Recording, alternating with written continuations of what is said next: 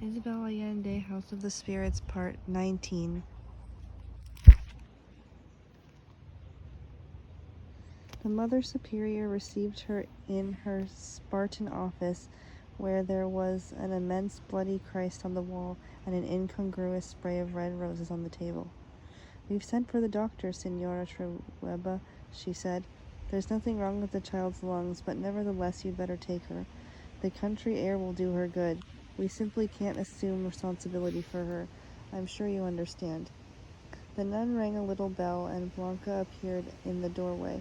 She looked thinner and paler, with violet rings under her eyes that would have been enough to startle any mother, but Clara quickly understood that her daughter's illness was not in her body but in her soul. The hideous gray uniform made her look much younger than she really was, and despite the fact that her womanly curves showed through the design, Blanca was surprised to see her mother, whom she remembered as a light-hearted, absent-minded angel, dressed in white, transformed into an efficient woman with calloused hands and two deep lines at the corners of her mouth. They went to see the twins at school. It was the first time they had all been together since the earthquake, and they were surprised to find that the only part of the country unscathed by the disaster was that ancient institution where the event had been ignored completely. The country's 10,000 dead had gone unmourned and uneulized, while the boys went on singing English songs and playing cricket, moved on only by reports that reached them 3 weeks late from the British Isles. The women were astonished to discover that those two boys whose veins flowed with Moorish and Spanish blood, and who were born in the farthest depths of the Americas, now spoke Spanish with an Oxford accent, and that the only emotion they were capable of expressing was surprise, raising their half-left eyebrows. They had nothing in common with the two energetic, lice-infested boys who spent their summers in the country. "I hope all that Anglo-Saxon phlegm doesn't turn you into morons," Clara said as she bade her sons goodbye. The death of Nana, who despite her age was in charge of the big house on the corner when the owners were away, sent the remaining servants into disarray. Without her vigilance, they neglected their duties and began to spend their time in an orgy of siestas and gossip, while the plants went dry for lack of watering and the spiders filled the dusty corners of the house. The deterioration was so obvious that Clara decided to shut the house and dismiss everyone. Then she and Blanca set about the task of covering all of the furniture in sheets and blanketing the house with mothballs. One by one, they opened the bird cages, and the sky filled with parakeets, canaries, lovebirds, and finches, which flew around in circles, blinded by their sudden freedom, and finally took off in every direction. Blanca noticed that in the course of all these chores, not a single ghost appeared from behind the curtains, not a single Rosicrucian arrived on a tip from his sixth sense, nor did any starving poet come running in summoned by necessity. Her mother seemed to have become an ordinary down-to-earth woman. "You've changed, Mama," Blanca said. "It's not me that's changed," her mother said. "It's the world." Before they left, they went to Nana's room in the servants' quarters. Clara opened her drawers, removed the cardboard suitcase that the good woman had used for 50 years, and went through her wardrobe. There was just a handful of clothing, a few old sandals and boxes of every shape and size tied with bits of ribbon or elastic, in which she kept engraved announcements of first communions, baptisms, and locks of hair, fingernails, discolored photographs, and a few pairs of well-worn baby shoes. They were her souvenirs of all the Del Valle and Trueba children she had cradled in her arms. Under the bed, they found a bundle that contained the costumes Nana had used to frighten Clara in her years of silence. Seated on the cot, with these treasures in her lap, Clara wept for a long time for this woman who had devoted her entire life to making that of others more agreeable, and who had died alone. After trying so hard to frighten me to death, she's the one who died of fright, Clara observed. They had the body transferred to the Del Valle family tomb in the Catholic cemetery because they knew she would not have liked being buried among Protestants and Jews, and that in death she would have wanted to remain side by side with those she had served in life. They placed a spray of flowers by her grave and left for her station, where they would catch the train back to Tres Marias.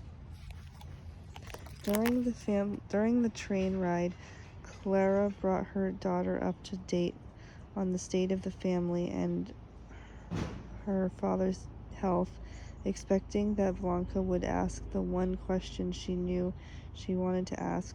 But Blanca did not mention Pedro Tercero Garcia, and Clara was not bold enough to do so herself. She believed that by giving problems a name, they tended to manifest themselves, and then it was impossible to ignore them, whereas if they remained in the limbo of unspoken words, they could disappear by themselves with the passage of time. Pedro Segundo was waiting for them at the station with the car, and Blanca was surprised to hear him whistling all the way to Tres Marias because he had such a taciturn reputation. They found Esteban Chiriba sitting in a chair upholstered with blue felt, to which a set of bicycle wheels had been attached while he waited for the survival of the wheelchair that had been ordered from the city and that Clara had brought with her luggage.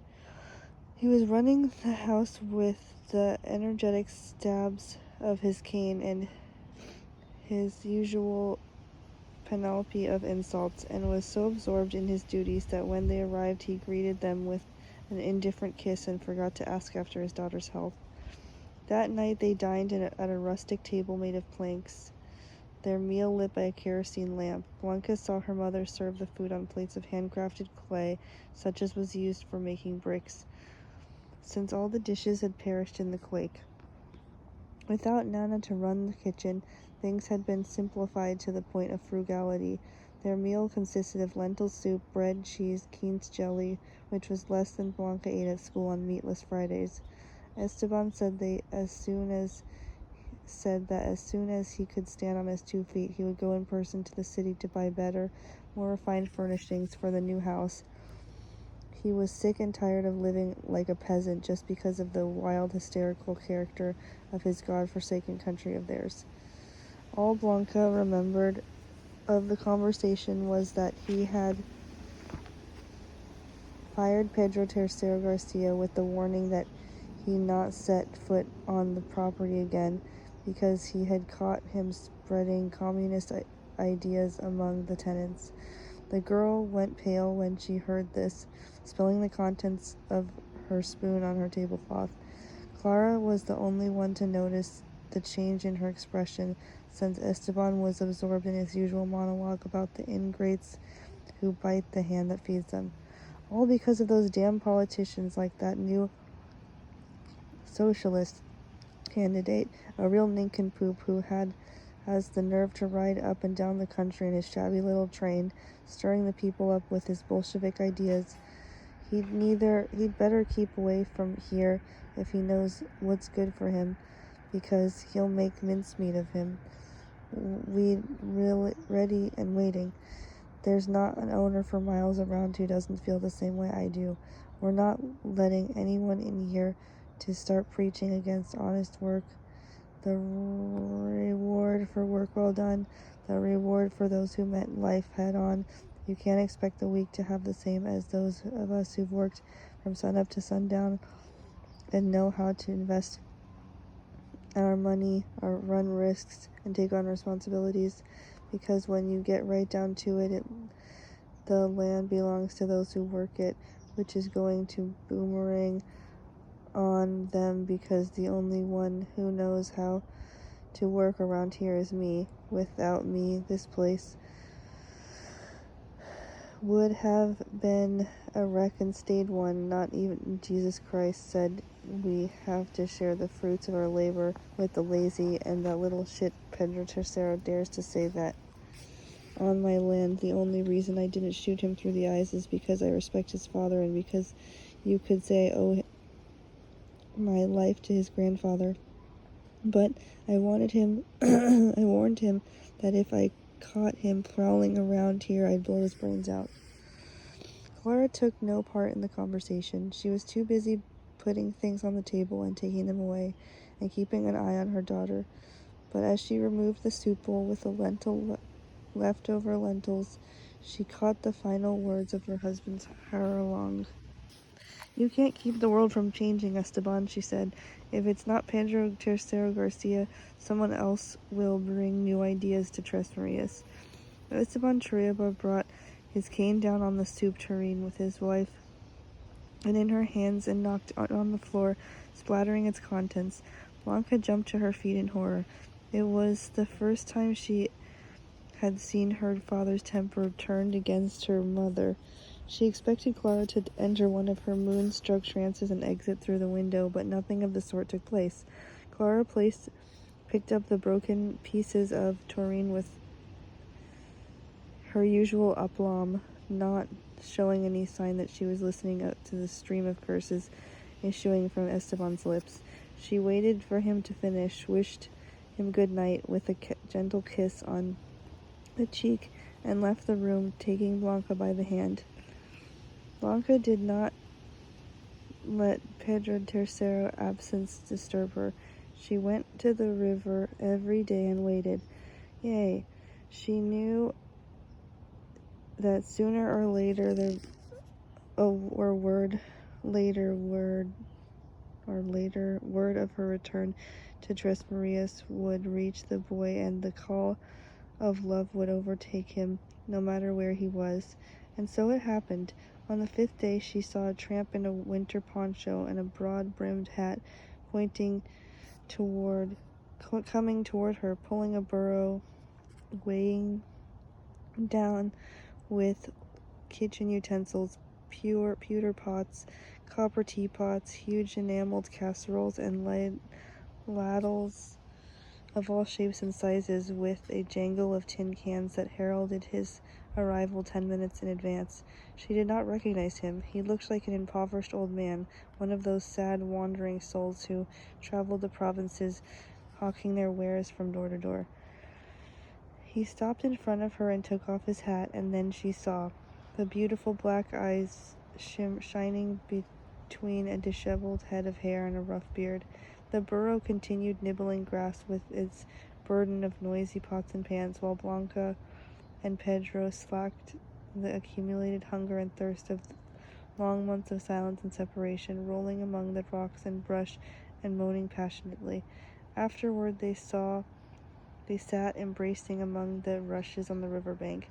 Amid the buzz of the dragonflies and the croaking of the frogs, she told him how she had put banana peels and blotting paper in her shoes so she would develop a fever, and had drunk ground chalk until she got a genuine cough, to convince the nuns that her lack of appetite and her pallor were the unmistakable symptoms of tuberculosis. "I wanted to be with you," she said, kissing him on the neck. Pedro talked to her about what was going on in the rest of the world and in the country, about the distant war and the scent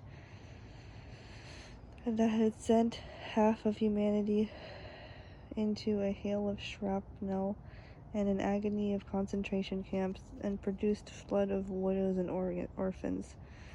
He spoke of the workers of Europe and the United States, whose rights were respected because the slaughter of organizers and socialists of the preceding decades had led to laws that were just and republics that were governed properly, where the rulers did not steal powdered milk sent from abroad to the victims of disasters. "The peasants are always the last to understand. We don't know what's going on in other parts of the world," he said. "They hate your father here, but they're so afraid of him that they can't organize. You understand, Blanca?" She understood, but right then she was interested in inhaling his scent of fresh grain, kissing his ears, running her fingers through his thick beard, and listening to his enamored moans. She was also afraid for him. She knew that not only would her father shoot the promised bullet into his head, but that any of the owners in the region would gladly do the same. Blanca reminded Pedro of the story of the socialist leader who a few years ago had bicycled across the province, distributing pamphlets on the haciendas and organizing the tenants until the Sanchez brothers caught him, beat him to death, and hanged him from a telephone pole at the intersection of two roads where everyone could see him. There he had hung for a day and a half, swinging against the sky, until the mounted police arrived and cut him down. To cover up the affair, they accused the Indians on the reservation, even though everybody knew that they were peaceful and that everyone afraid to kill a chicken could hardly kill a man. But the Sanchez brothers dug him up from the cemetery and hauled the body out into full view, and then it was too much to attribute to the Indians. Still, despite the evidence, the law would not intervene, and the death of the socialist was quickly forgotten. "They could kill you," Blanca said, embracing him. I'm careful, Pedro, Tercero assured her. "I don't stay too long in the same place. That's why I won't be able to see you every day. Wait for me here. I'll come whenever I can." "I love you," she told him, weeping. "I love you too." They hugged with the insatiable passion of their youth while the burro went on chewing grass. Blanca managed not to be sent back to school by making herself nauseated with hot brine, giving herself diarrhea from eating green plums, and bringing herself to the point of exhaustion by tightly fastening a horse's girth around her waist, until she had acquired a reputation of sickliness, which was precisely what she wanted. She had learned to imitate the symptoms of various illnesses so well that she could have fooled a whole committee of physicians.